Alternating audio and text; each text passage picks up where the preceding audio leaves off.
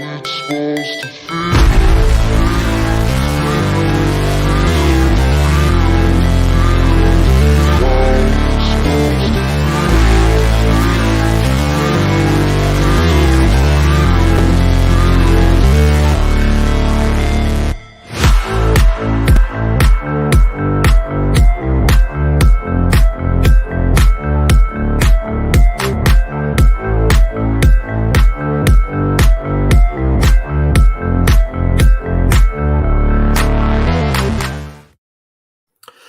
Good evening, everyone. Jim Rosati, Northside Notch. I'm joined with Doug. Doug, the Pirates win again, 4-3.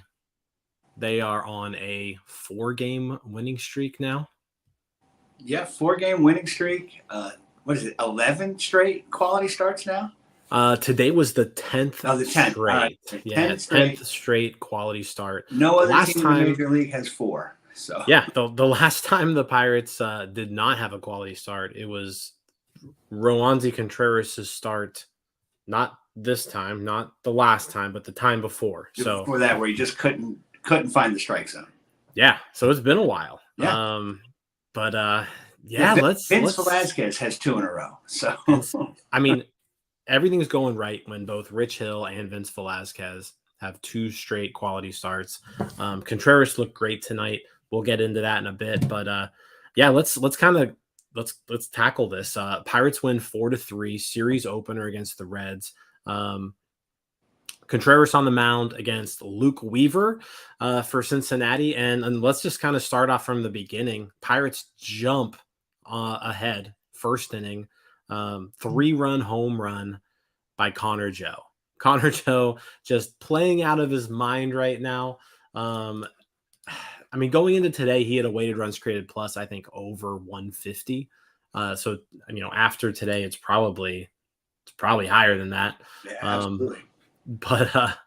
Yeah, I mean, he gets the Pirates on the board early with a quick 3-run homer. 180 weighted runs created plus, by the way, now for Connor Joe.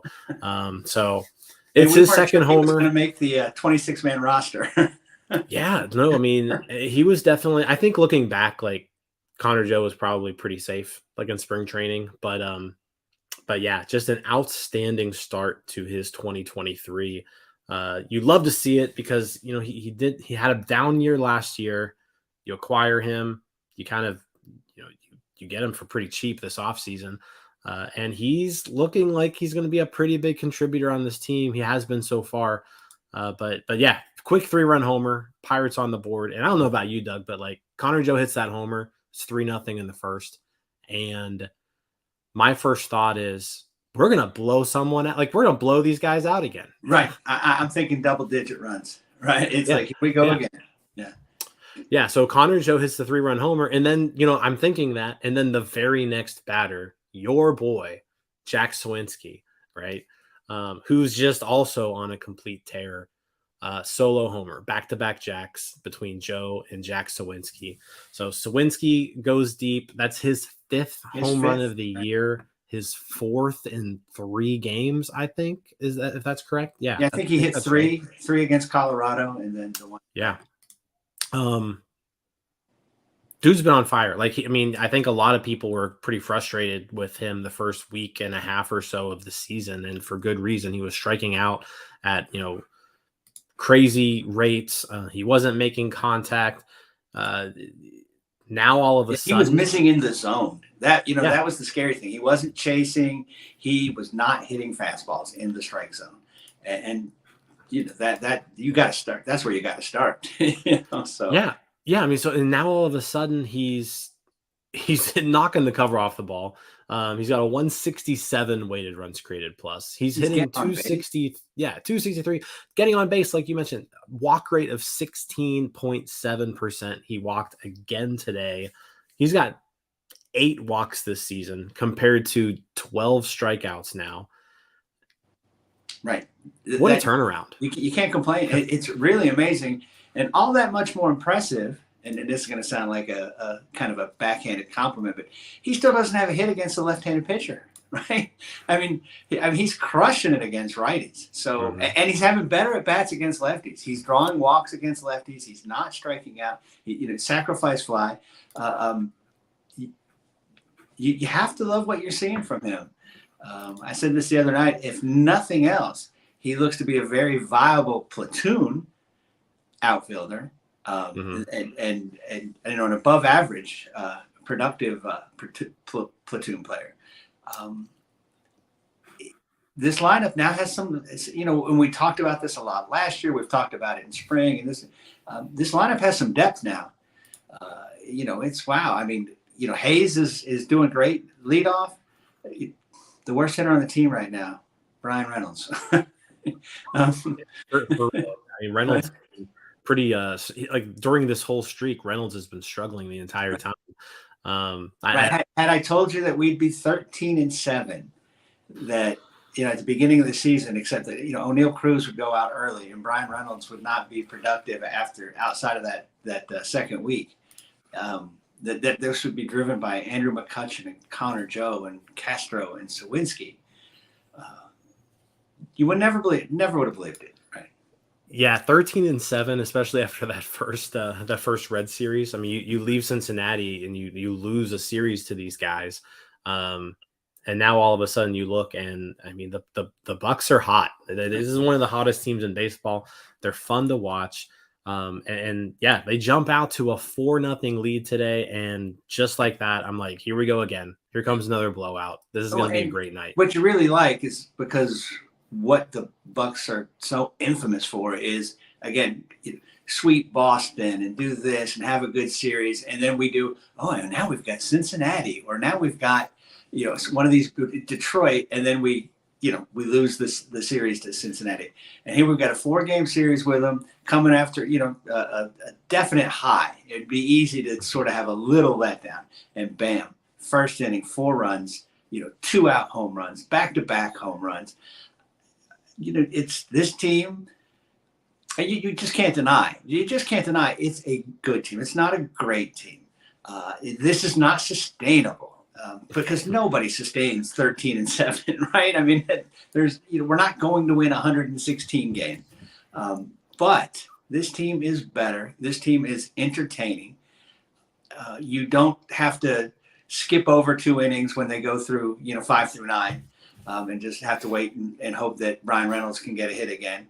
Or, so, and I mean, again, a lot of things could happen, but wow, if they would go maybe acquire a bullpen arm. Or, maybe Cruz comes back a little earlier than anticipated, and Andy comes. I mean, there could be improvement. And I know we've taken some beats with Brubaker and Burrows, Harlan Garcia, that sort of thing.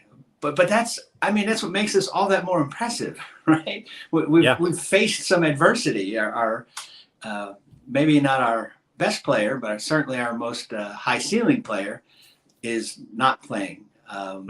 A innings eating pitcher is not playing, and we're not noticing it, right? Because everybody's going 6 innings every start. So how can you not be a little enthused? Yeah. So kind of getting back here, but no, you're right. I mean, as far as what this team's been able to accomplish, without O'Neal Cruz, they've really, since that has happened, other guys have stepped up. I think it was Dale in the comments here earlier, and I'll put it back up here. But we talked about when Cruz went down, like other people are just going to have to step up, and they have. Like Andrew McCutchen is playing out of his mind right now. This Connor is the best Joe, start to his career. Yeah, this is the best April he's ever had. playing outstanding, like he's MVP caliber again. Connor Joe is looking great. Sawinski's turned it on. Castro's turned it on. Yeah, just a lot of guys Delay. who needed. Hedges is getting a hit every now and Delay is playing great. Yeah, no, just top to bottom, everybody's stepping up, and it's just everyone getting incrementally better. The Pirates, not only have they not missed a beat since Cruz went down, but like they've gotten better. Like they've been playing better baseball since Cruz went down. And I mean, that's absolutely it. And it's the exact recipe which never happens. When you say, oh, we need 5 guys to step up, we need everybody to pitch in. Well, that never happens. And we're getting, I mean, it's Carlos Santana. It's everybody is contributing. The starting rotation has stepped up. The entire batting lineup has stepped up. It's really, it's almost unbelievable. But here we are, 13-7, 3 games to go in this series with the Reds. So, unfortunately, though, those 4 runs the Pirates scored in the first inning, all they got for the game. They actually only got 1 more hit following Jack Sawinski's home run, and that was an Austin Hedges single later on in the game. But yeah, after that first inning, Reds pitching, Luke Weaver really settled in, really shut down the Pirates. So let's kind of shift, because there's not really anything else to talk about on the offensive side of the ball after that first inning. Right. So, you come out to that 4-0 lead, and now it's up to your pitching to hold it, and it's up to your defense to come up with some big plays. And the defense tonight was outstanding. I want to talk about 2 people in particular. Let's start with a guy who we like to trash on here. Like, I'm not going to lie. We trash him, and it's not necessarily, it may not be fair to do it, but, it has a lot to do with, we want to see Andy Rodriguez. But let's start with Austin Hedges, right? So Austin Hedges, not only was I feel like he was stealing strikes kind of all game. Like, there were a few pitches where Contreras got calls, and it was just due to his framing ability. But that strike him out, throw him out, like hitter interference play. I don't know if I've ever seen a catcher, 1, even attempt that, and 2, like, successfully pull it off. The dude just straight up, like, pulled out a Italian soccer league flop. Right. And he sails the ball into center field, and then he just, like, fakes like he got knocked down to the ground. He falls over. The umpire calls I think it was India who was trying to steal. I could be wrong, but whoever was stealing second, they call him out, all the balls, out in center field. Right. And it was a strikeout. So Austin Hedges, coming up with 2 big outs there. And that was, the Reds had gotten the runner on base. They were trying to get something going on offense. And have you ever seen something like that before, Doug? Never seen anything. Nothing. I've been watching baseball since, dear Lord, the 70s. It sort of reminded me, and nothing. It's nothing at all similar. But when they used to do the fake throw to third and whip around throw to first, and it never worked in the history of time. It was like that kind of like, there's no way this would work. There's no way this could work. The ball's in center field, and somehow we get 2 outs out of it. Yeah, no, it was outstanding. One would have been a gift. One would have been and we got 2. Yeah. I don't know if you've been watching, but Cody Coleman, he's been doing these like Yinzer breakdowns of plays. Yes, sir. I can't wait for the Yinzer breakdown of the Austin Hedges flop. It's gonna be awesome. That's gonna be epic. If you guys haven't checked those out, like, look, they're on the YouTube page. I think there's like a whole section where it's like Yinzer breakdowns, and Cody does a great job. It's a lot of fun. It's like a better version of Pittsburgh Dad. But yeah, definitely, I can't wait to watch his breakdown there. Hopefully it comes out tomorrow, because it was incredible. I've been watching a lot of baseball. You've probably watched a lot more baseball than I have, Doug, but never have I seen that ever be pulled off or attempted. And he was successful at doing both. He said it was a soccer flop. I haven't, I don't know how he even thought to do it. Right. You know what I'm saying? Forget that he did it. It worked. How did, in the moment like that, say, pull that off? Mm-hmm. I mean, like I said, the starting pitching is doing well. I think we have to give him some credit for that. He almost had another, he threw the guy out and then it was overturned on the replay. Perfect throw. Yeah. I mean, I know you will. And the way the rest of the offense is playing, it's like, you know what? I don't care, man. 1 hit a week's enough. Right? Yeah. I mean, he's hitting 160, but defensively, he's been doing great. Andy Rodriguez did hit another home run tonight, like about 10 minutes ago. But so he's knocking on the door. But I mean, this He'll be this ready by Andy June 21st. Rodriguez, yeah, the Andy Rodriguez Jason DeLay combo so far, it seems to be working.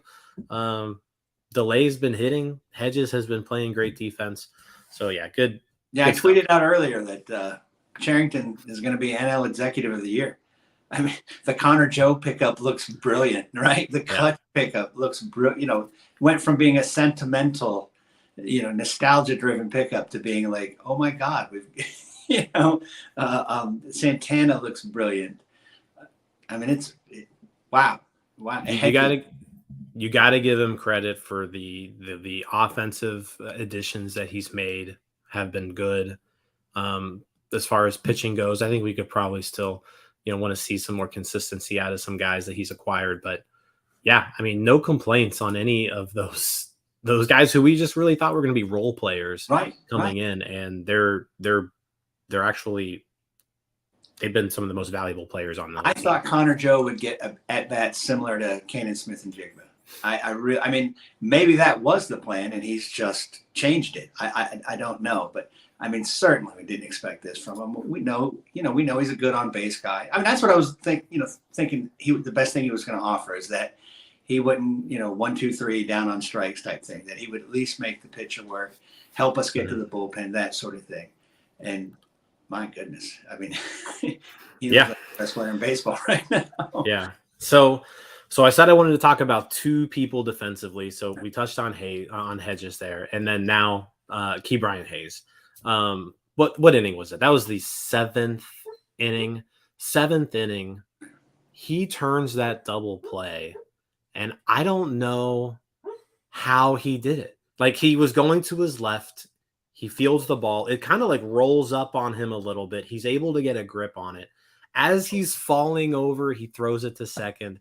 Ji-Hwan Bae makes the turn. Nice play by Santana on the other side too, to finish that double play. But he gets Contreras out of a pretty good jam. I mean, what are your thoughts just when you saw that? Again, and what's unusual for him too is that he makes great plays all the time, but most of the time he makes them look ordinary, right? He makes these, and I think that kind of sometimes hurts him in the perception versus Arenado.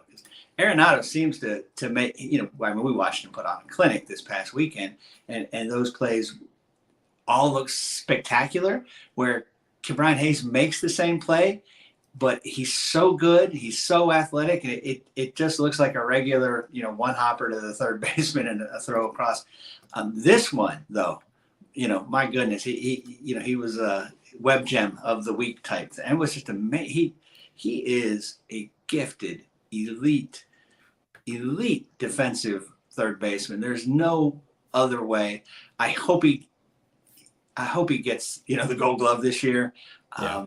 I'm not one of those that want, Arenado's phenomenal, and I don't like hating on the other guy. He's fantastic. But I think it might be time for that streak to be broken.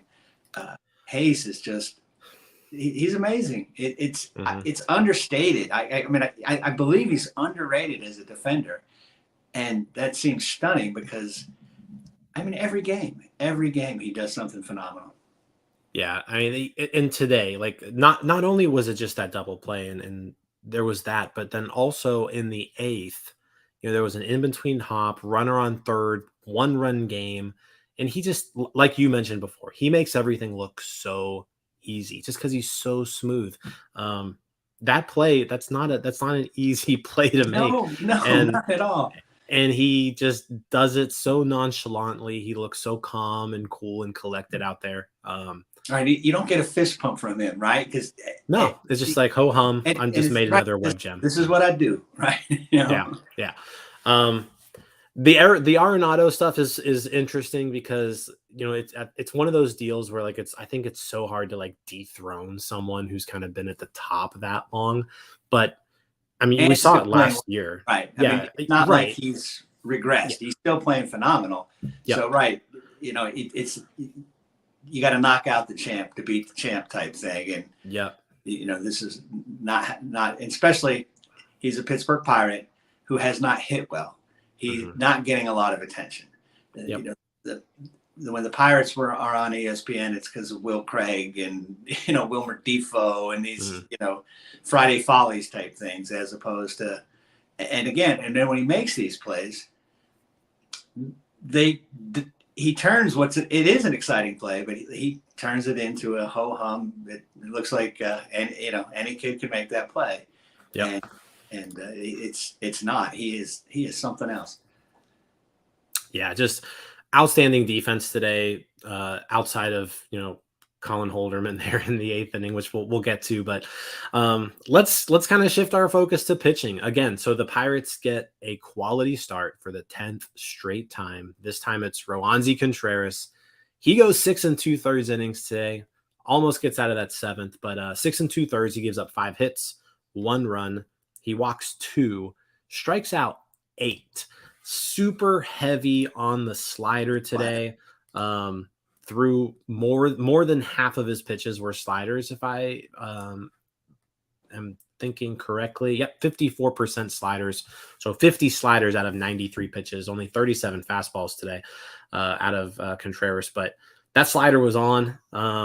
He was getting a bunch of strikeouts on, and he was getting swings and misses. He was getting people just like take strikes over the plate. Like they didn't know what to do with it when they saw it. He was throwing it for strikes. He was throwing it low and away. Just the slider was on today. The command was, you know, you looked at the location on a few and it was like, did he really mean to do that? But the thing moves so much that sometimes it doesn't matter where you throw it. Right. I mean, this is the start we've kind of been waiting for from him, right? You know, his velocity was better than it's been. Like I said, he was getting that slider. He was getting strikeouts. You know, his first start was pretty good, and then that next one was terrible. And then, you know, the one after, it was a quality start, but it still, you know, it still wasn't as impressive. This was impressive. And, you know, the way they baby him with innings, the fact that he almost got 7 innings in, and was great. And we, given our bullpen, I mean, our bullpens, the results are there, but they're scaring the crap out of me every single time. So. Yeah, a little bit more on Contreras, 8 strikeouts again, and he really didn't run into too much trouble at all throughout. Like towards that 6th inning and the 7th inning, let's see, he got some base runners on there. He gave up the run on the 7th on just really a bloop hit that, you know, it is what it is. It happened to drop in, but yeah, just an outstanding start from him. And this is now, you know, another really good start that he's had. He's had, what is this now? 4 starts on the year, and 3 have been pretty good. So good stuff from Contreras. I mean, for someone who's just 23 years old, you would like to see him kind of like get better command of a third pitch, but the 2 that he has right now, he is controlling them well. They're playing well off of each other. Pitching Ninja made, you know, one of those overlay tweets today. If you haven't seen it, go check it out. But he overlaid his fastball with his slider, and those things are tunneling perfectly. Just an all around really good development. You gotta like what you see out of Contreras so far early on in the year. Yeah, I mean. At the start of the season, we thought he'd be our number 2, right? I mean, we thought the rotation was going to set up, you know, Keller, Roansy. World Baseball Classic kind of derailed that. And then, like I said, he hasn't looked comfortable on the mound. And tonight I thought he looked more comfortable. The velocity, which we, you know, had been a tick down, looked good. You're right. He definitely needs you know, another pitch. He doesn't have to use it a lot, but he's got to be able to sneak it in there once in a while. But like I said, you know, he threw 93 pitches. Really was in command most of the game. A few moments here and there. You know, I mean, again, an outstanding outing, and it was good to see. And you know, can't wait for his next start. Yeah, definitely. I mean, he's must-watch TV every time he takes the mound. It's Right. just it's good stuff. And he's just such a huge part of this team's present, but also a big part of this team's future. So, every kind of start of his is amplified. It's almost like when Keller, was pitching, 2-3 years ago, where you just like you really wanted to see it and you were breaking it down like pitch by pitch, Right. because you knew he was like so important for the team's future. We need this guy to be great. Yep. And, Yep. we're never going to sign Max Scherzer. I mean, we're just not going to, and that's fine. That's our circumstance. So we have to develop guys, and he sort of came. I don't think he was the main cog in the Tyone trade. I'm not sure now, but yeah, there are a lot of guys in there. Yeah, right. But yeah, so it kind of sort of came out of nowhere, and that's exactly what this team needs. Exactly. We need these guys that were not top 100 prospects to produce in the majors like they were, top 10 prospects.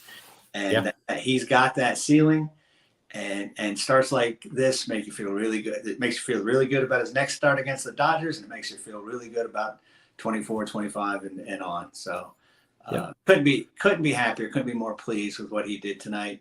And like I said, must see TV. Can't wait for his next one. Yep. And these quality starts, I keep kind of harping, the goal of these starting pitchers is to shorten the amount of time between them and then Colin Holderman and David Bednar, right? And so he was able to accomplish that today. The Pirates only needed one out to get to those two guys, and it was Robert Stevenson. He came on in the 7th to finish it off, strikes out the one batter that he faces. So good to see him off to a good start after his rehab assignment. But let's kind of go to the 8th. The 8th, things got a little dicey. Colin Holderman comes in. He's been a little shaky all year, but the results have always been there. He came into today with 8 scoreless innings on the season. But he gives up a single, lets him go to second on an error. Then I think he gives up 2 more singles. There's a passed ball, there's a wild pitch. There's a lot of stuff happening in this 8th inning. There's a double steal. So things aren't going great for the Pirates. Kind of see things. Right. We're Pirates fans. We've seen this movie before, right? we saw this movie an awful lot last year. And here it goes. You saw things unraveling. Not after this week against Colorado, not against Cincinnati, right? Right. There's all these. I mean, oh my God, this would have brought out the naysayers, the doomsayers, all of them. It would have, Well, I mean, plain and simple, if the Pirates had lost this game, it would have been a bad loss. Like they were leading the entire game. This was a game that they should have won from the get-go. Like, this is a game they needed to win. When you're up 4-0 and for the majority of the game, you have to win the game. And so Holderman, he gives up 2 runs in the 8th. He escapes the jam with the runner on third with a strikeout to end the inning. This is right after that Hayes play that we mentioned before that held the runner at third. But I mean, you like I said, you couldn't have expected Holderman to stick with a 0.00 ERA forever. Going to give up a run, So he gives up 2 today, but luckily he was allowed to give up 2. Like, no more after that. You can give up 2 as long as you don't give up the lead. He gave up 2. Kept the lead intact, picks up his 6th hold of the year, which I'm pretty sure that leads, if not all of baseball, it's got to lead the National League. That's pretty impressive. But then on to Bednar for the 9th. And the guy's he's locked in right now. He's automatic. 1, 2, 3, 9th inning, never in doubt. Like, once he stepped on the mound. That's all he's getting, 9th innings. Not 6 outs, not 5. It's you got to give Shelton credit, because last year in these circumstances, it might have been very tempting to bring him in when Holderman's got guys on second and third. So he stuck with Holderman, got rewarded, I guess, and went to Bednar, and Bednar again made it look routine. Yep, and listen, he's been so good this first month. David Bednar is looking like an all-star closer right now, plain and simple. Yeah. Yep. So amongst other all-stars. Like, he's not going like to be he's our not only yeah. all-star. As of right now, the Pirates have more than one All-Star, so Right. that's awesome. Yeah, so like I said, another Pirates win. Like I said, it got interesting there at the end there in the eighth inning, but they hold on 4-3. They 4-game series coming up. So they take the first game. Game 2 is tomorrow. Graham Ashcraft, who I'm pretty sure dominated the Pirates the first time we He saw did. him. And he's been dominating just about everybody's faced. So Yeah, he's been pretty good this year. So we got Graham Ashcraft against Mitch Keller, who also looked pretty good against the Reds, if I remember correctly. yeah, he was a little shaky, So, but walked too many, but right. Yeah. Oh yeah, he didn't. He didn't even finish 5 innings. He got 4 runs. He did strike out 8 though. So maybe a whole lot of strikeouts tomorrow. We'll see. But yeah, Keller. Who's got post game? Better be ready quick. Yeah, Keller and Ashcraft. Another 6:35 start. These 6:35 starts, Doug. We're done with the post game show. It's not even 9:30 yet. I know it's beautiful. It's I love it. Crazy. It's crazy. I know. I feel like I'm living in California or something, watching. That's like what it's almost like you're like in the central time zone or something like that. Yeah, it's wild. You are in the central time zone. I am in the central, right? So it's only 8:30 your time. Right. I got time to do some stuff. Yeah. No, but again, Pirates win. They go to 13-7 on the year. Like I said, they've got a chance here to really add some games into that win column with 3 more against the Reds.